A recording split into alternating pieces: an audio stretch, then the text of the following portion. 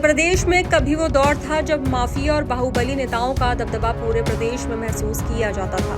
बड़े बड़े शहरों से लेकर छोटे कस्बों तक ऐसे नामों की दहशत फैली रहती थी, जिनके सामने आम लोग क्या कई बार पुलिस तक बेबस दिखाई देती थी। लेकिन पिछले कई सालों में हालात बदले हैं। राज्य की वर्तमान कानून व्यवस्था का दावा है कि उसने उन सभी माफियाओं के साम्राज्य को जड़ से उखाड़ फेंका है, जो दशकों तक सूबे में आतंक का पर्याय बने हुए थे। अतीक अहमद का नाम उनमें सबसे ऊपर आता है।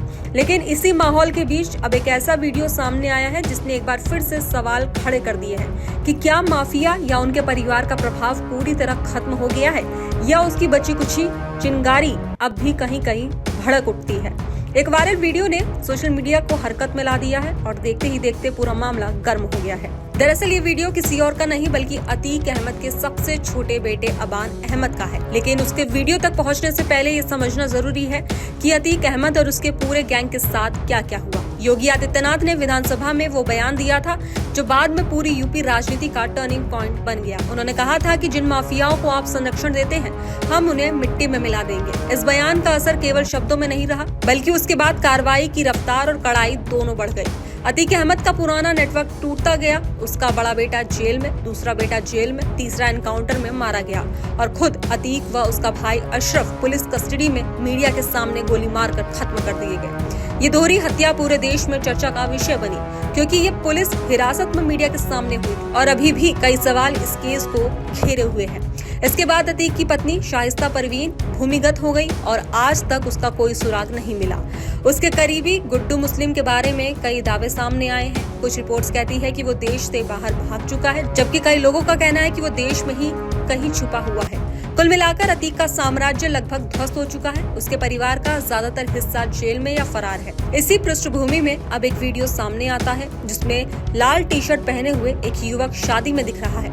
ये युवक अबान अहमद है, अतीक का सबसे छोटा बेटा। वीडियो पहली नजर में सिर्फ एक शादी का सामान्य दृश्य लगता है, जहां एक युवक मेहमानों के बीच रील बना रहा है। लेकिन विवाद इसकी लोकेशन, इसके अंदाज और सबसे ज्यादा इसके बैकग्राउंड म्यूजिक को लेकर है। वीडियो के पीछे जिस गाने का इस्तेमाल किया गया है उसके बोल धमकी देने वाले हैं, दबंगई दिखाने वाले और माफिया स्टाइल इशारों से भरे हैं।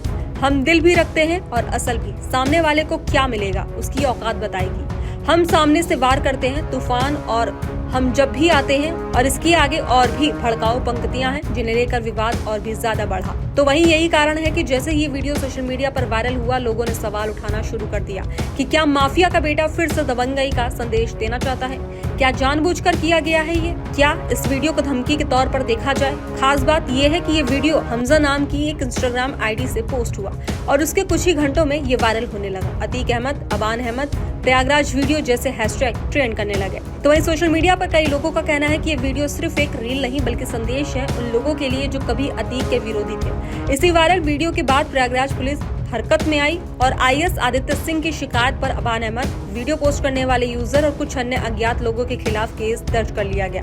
आरोप साफ था, इस वीडियो के जरिए धमकी देने की कोशिश की गई, कानून व्यवस्था को चुनौती दी गई और समाज में अराजकता फैलाने जैसे कंटेंट बनाया गया। तो वहीं पुलिस अब कई एंगल से जांच कर रही है। अबान कहाँ गया था, किसकी शादी थी, किसने बुलाया, वीडियोस किसने बनाया, बैकग्राउंड म्यूजिक किस मकसद से चुना गया, क्या ये सिर्फ सोशल मीडिया ट्रेंड के चक्कर में की गई हरकत थी या इसके पीछे कोई संदेश था? वीडियो में दिख रहे लग्जरी कार्स और उनके सायरन भी जांच के दायरे में है, क्योंकि इस तरह की गाड़ी और सायरन इस्तेमाल करने का अधिकार आम लोगों के पास नहीं होता। तो वहीं पुलिस ने आईपीसी 506 यानी धमकी देने की धारा के तहत भी मामला दर्ज किया है। अभी तक अबान को कोई नोटिस नहीं दिया गया है, लेकिन उसकी गतिविधियों पर नजर रखी जा रही है। याद दिला दें, अबान के खिलाफ पहले कोई बड़ा मामला नहीं था। उमेश पाल मर्डर केस के बाद उसे सुधार गृह भेजा गया था क्योंकि वो नाबालिग था। बाद में वो रिहा हो गया, लेकिन ये पहली बार है जब उसके खिलाफ गंभीर प्रकार की कार्रवाई की जा रही है। तो वहीं अब जरा अतीक अहमद के पूरे परिवार का वर्तमान हाल समझ लेते हैं। उमर, सबसे बड़ा बेटा, लखनऊ की जेल में बंद है। अली, दूसरा बेटा, झांसी की जेल में बंद है। असद, तीसरा बेटा, 2023 में एसटीएफ एनकाउंटर में मारा गया। एजम, चौथा बेटा, नाबालिग, मां की कस्टडी में, लेकिन मां का कोई पता नहीं। अबान, सबसे छोटा, रिहा था, अब इस वीडियो केस में फंस सकता है। शाइस्ता परवीन, अतीक की पत्नी, फरार, 50,000 रुपए का इनाम। ऐसे माहौल में अगर सबसे छोटा बेटा सोशल मीडिया पर दबंगई वाली रील डालेगा तो सवाल और संदेह स्वाभाविक है।